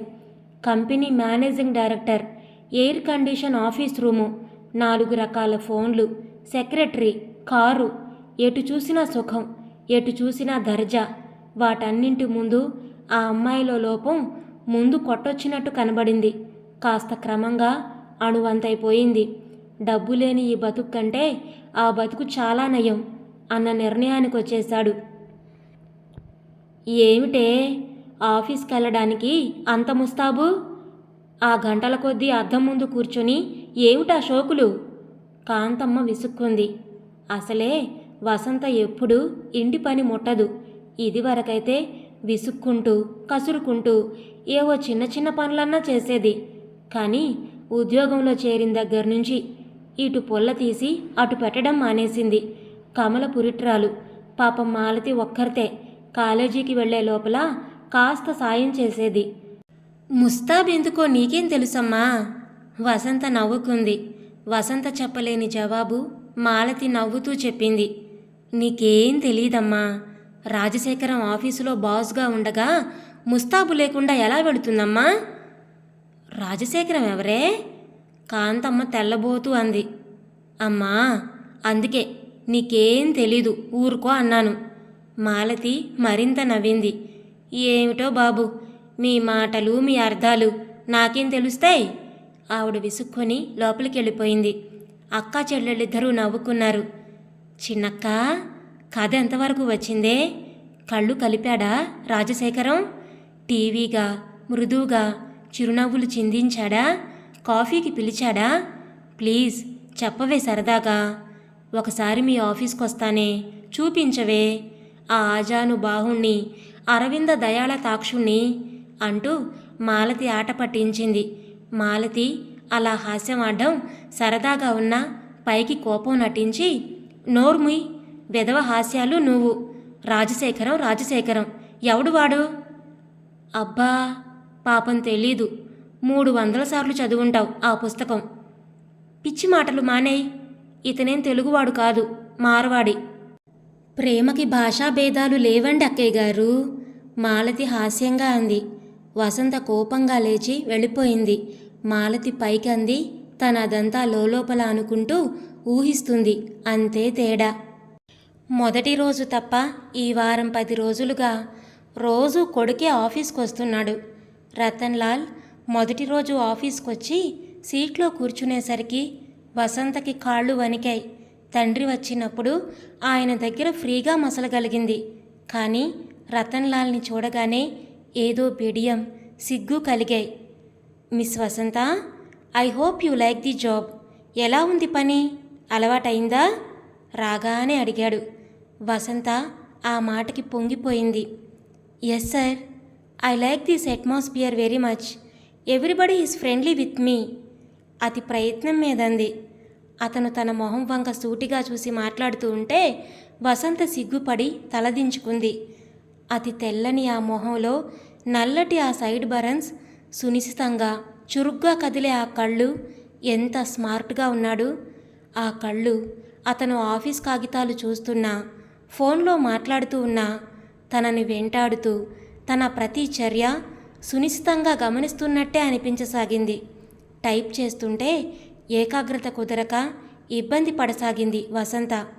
షార్ట్ హ్యాండ్ తీసుకుంటూ ఉంటే అతను మరీ అంత సూటిగా తన వంక చూస్తూ చెప్తుంటే ఎలా రాసుకోవడం అనిపించేది. అతను ఆఫీసులోకి రాగానే వసంత లేచి గుడ్ మార్నింగ్ చెప్పే లోపలే గుడ్ మార్నింగ్ మిస్ వసంత అనేవాడు. తన కింద పనిచేసే అతి మామూలు స్టెనోకి అంత ప్రాముఖ్యత ఇస్తూ అతనంత మర్యాదగా మాట్లాడుతూ ఉంటే అది తనకి చూపిస్తున్న ప్రత్యేకత అనుకుని పొంగిపోయింది. అతనెంత మంచి బట్టలు వేస్తాడు. అతని తెల్లటి తెలుపుకి ఏ రంగు వేసినా అందంగా ఉండేవాడు.